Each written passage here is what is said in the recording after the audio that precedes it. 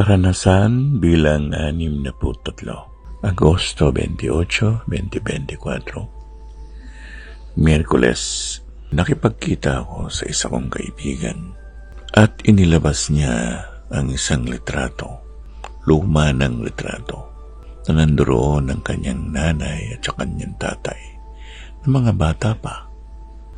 Sinabi niya ito, paano mong maipapaliwanag kanya ang nakalagay sa litrato? Sa gilid nito, nakalagay yung 1/6/2024. Nang ibig sabihin, ang litratong iyon ay kinunan maaaring January 6, 2024 or June 1, 2024. Pero kinunan yun ilang taon na nakakaraan.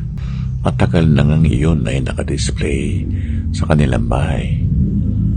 Ang katanungan niya ay, ano ang naging dahilan? Bakit naitala ang nasabing figure na nagsasabi nga na ang litrato ay kinunan ng 2024? Ganito ang paliwanag ko.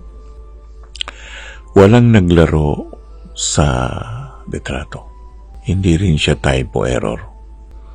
Ang tawag natin dyan ay twilight zone. Hindi pa rin napuprove na meron talagang twilight zone.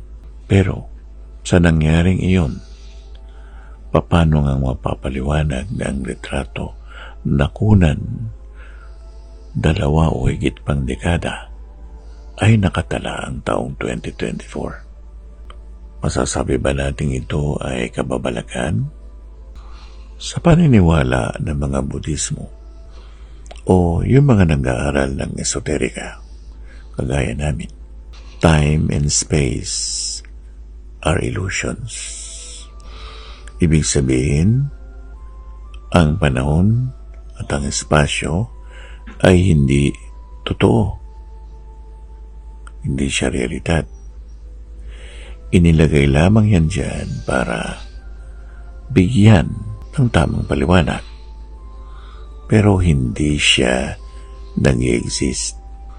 Parang yung iniisip mo na maaaring totoo o hindi totoo. Akala o hinagap.